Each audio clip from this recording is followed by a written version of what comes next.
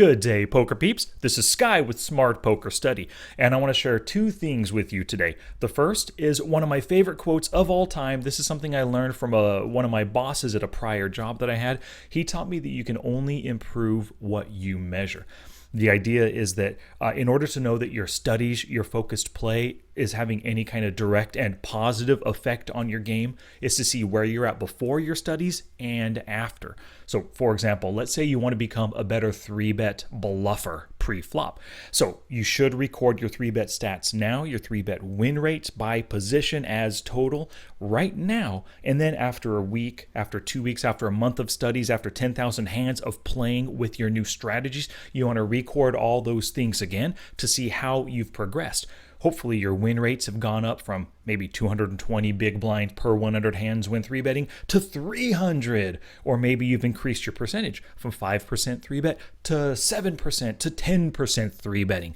You just want to see, or the only way to know that your studies and play are having a direct effect on your overall poker skills is to measure the important statistics and whatnot. So the second thing I want to share with you are the statistics and the win rates that I recommend that you go through and take the time to study on a continual basis, maybe every week, every 3,000 to 5,000 hands. And so I'm going to show you utilizing PokerTracker 4 and this little Excel spreadsheet how to do those things. All right, so let's say August of 2020, I really want to start focusing on improving my poker skills.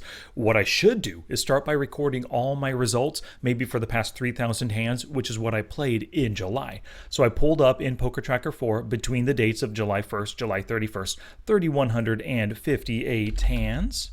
My currency won was $25.71. Let's just say 26 bucks.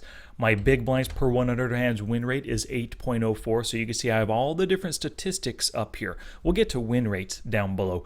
VPIP is at 13. I often round up as necessary or possibly down.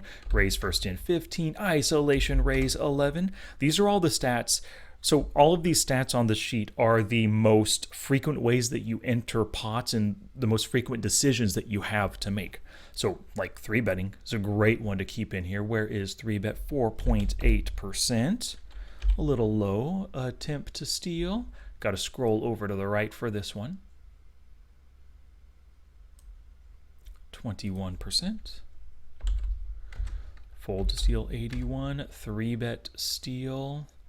Where's that? Back over there, 6.2. Now we're getting into some post-flop statistics, really important stuff.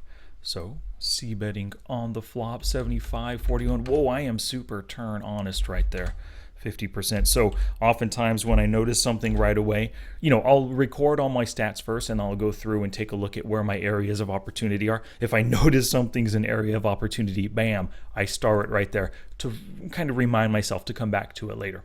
Fold to flop, fold to turn, fold to river, one money at showdown. Let's scroll to the right. 59% have these kind of in a different order. 28%, 1-1 soft flop, 43, one money. Oh, nice. Profitable when I'm making those river calls. So now I want to record my win rates when making specific pre-flop actions. I start off always by recording my win rates as a total. That's this column right here. So on the button, 11, 33.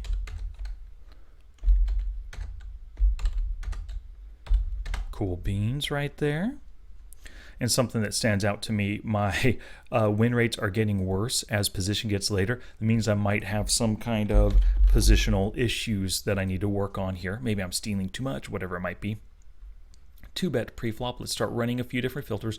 I am not going to run all of these because once I show you one, it'll clue you into where the others. The 2-bet is here. Here's the 3-bet. Attempted steal, the squeeze stat as well.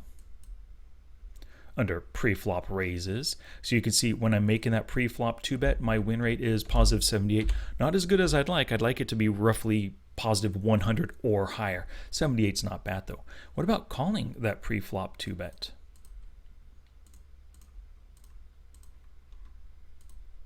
Call the 2-bet. There's the call the 3-bet as well. Limping stats down there, or yeah, limping actions as well. So when it comes to calling the pre-flop 2-bet, as a total, I'm positive 141. That's nice. And you can see in July, I didn't call at all in the later positions, only called from the blinds. Ooh, negative 321. Definitely want to review these small blind calling hands. Although it's only 16, I lost a good chunk of change right there. On average, every call that I made, I lost 3.2 big blinds. Not good. I would have much rather folded and just lost a half a big blind for each of those 16 hands right there. Would have saved some money, right? 3-bet pre-flop Resteal, you saw that. Oh, 2-bet and then call that pre-flop 3-bet.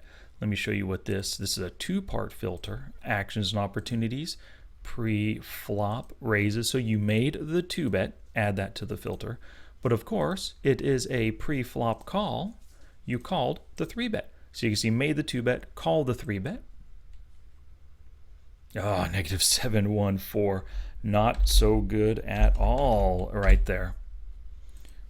Definitely have to review this one. Possibly made some bad calls. It was only 12 hands. You can see I lost almost a full buy-in. Oh, I'm making some decent calls, but it's possible this would have been a better 4-bet, maybe even just a fold, depending on who my opponent was, right?